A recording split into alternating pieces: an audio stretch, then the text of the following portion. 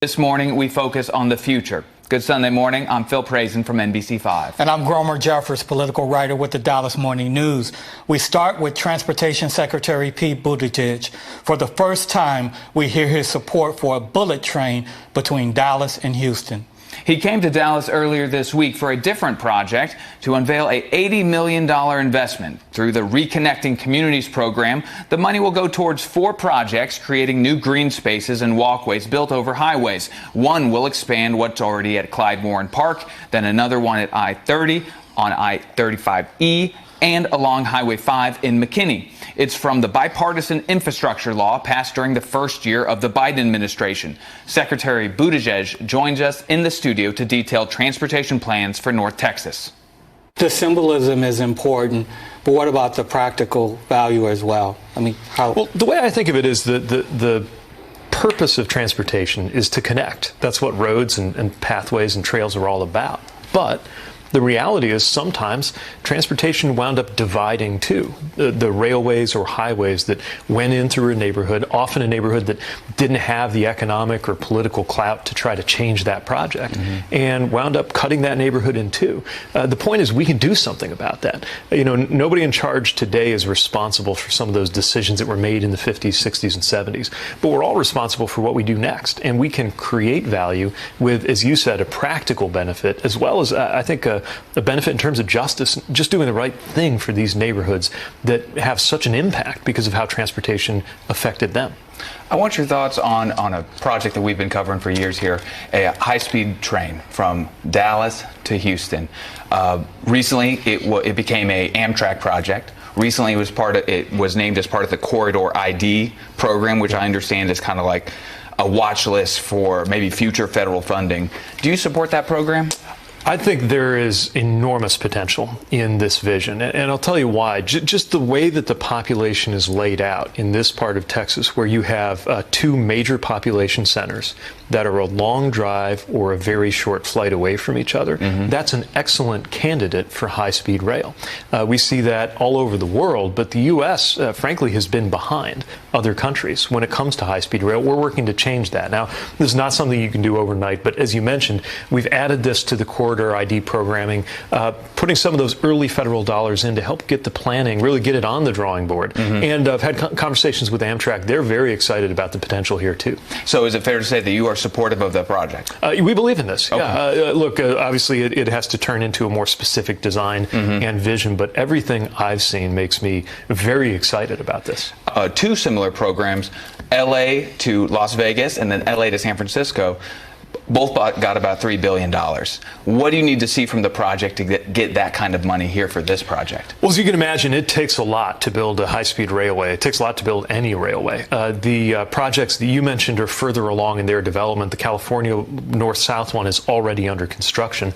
The one that's going to run from Las Vegas to Southern California is exciting because it's a public-private partnership. You've got private investors backing that, but they couldn't get it done without a big federal commitment, too, so we're helping get that over the top. They're hoping to have that done in time for the Olympics in LA in 2028. And I really believe that the first time anybody somewhere in America sees true high-speed rail, there's going to be no going back, and people are going to want it all around the country. And I'll tell you, looking all around the country, one of the most interesting and promising projects to come next is that Texas Central Vision. Biggest pushback from the project has come from the landowners in between Dallas and Houston. A court decision just gave the project eminent domain.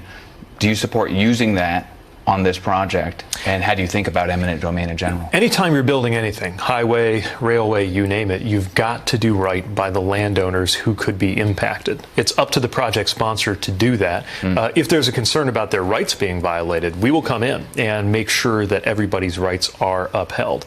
These are challenging things. It's part of what it takes to get something built. But I do think there's enormous promise in this vision. Let's talk about bridges.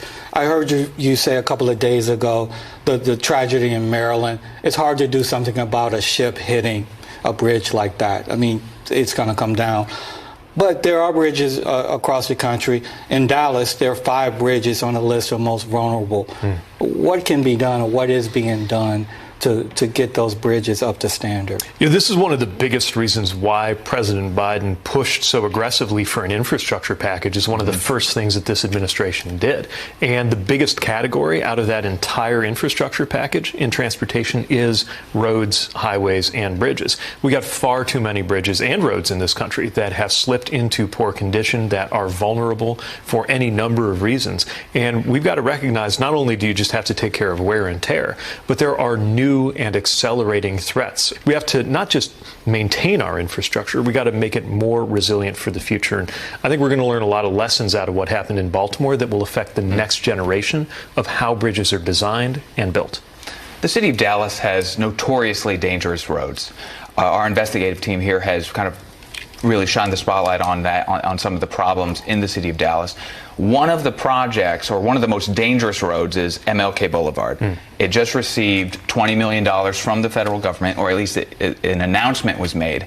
The city transportation director said that he hasn't seen a firm signed agreement, and he says it usually takes about 2 years from that announcement in Washington, D.C. to be on the ground here in Dallas. Why does it take so long, and should it be taking that long? Yeah, you mentioned two things I'm very focused on. One of them is shortening the time between an award announcement and a grant agreement. Look, of course, there are a lot of steps you got to go through. We're talking about federal taxpayer money. You got to make sure that it is set up in an accountable way. But we can't be waiting around, especially because projects get more expensive each passing day until you actually break ground. So I'm trying to compress the amount of time from the press release to the groundbreaking. The other reason this is so urgent is when it comes to traffic safety, we can't move quickly enough to have some of these design improvements. This is maybe the biggest transportation crisis that nobody talks about. Think about what we're doing in aviation after that plug door came out of that airplane. We are moving heaven and earth, contemplating our entire approach to oversight because an incident happened where somebody could have been badly hurt. Meanwhile, more than 100 people die every single day on America's roads. Now, we saw that rate go down by about 1% last year. That 1% alone represents about 400 lives. But clearly, we've got a long way to go as a country. And I applaud local leaders who are contemplating those better roadway designs that can help. It's why we're committing federal dollars. I want to ask you about electric vehicles more and more on the road. Is the infrastructure in this country where it needs to be in terms of charging stations, whatever you need to make the experience pleasant for people who are buying and using those vehicles? Well, here's what we're seeing. Every year, more Americans choose to go electric. And of course, we support that because we want to make sure America leads the way in this EV revolution. But you cannot run tomorrow's cars on today's grid. That means the electrical grid needs to be upgraded, and we need to get more chargers out there. Now, a lot of people in this region live in a single-family home, maybe with a garage. In that case, charging is relatively easy for you. You can just plug it into the wall. But if you're driving longer distances, or if you live in a multifamily dwelling and you don't just have a garage in your own house, you're going to need another solution. And that's why, through the President's infrastructure plan, we are funding every part of the country with about $7.5 billion to get those chargers built. The goal is 500,000 chargers by the end of this decade. Secretary, thanks for joining us this morning. Thank you. Great to be with you.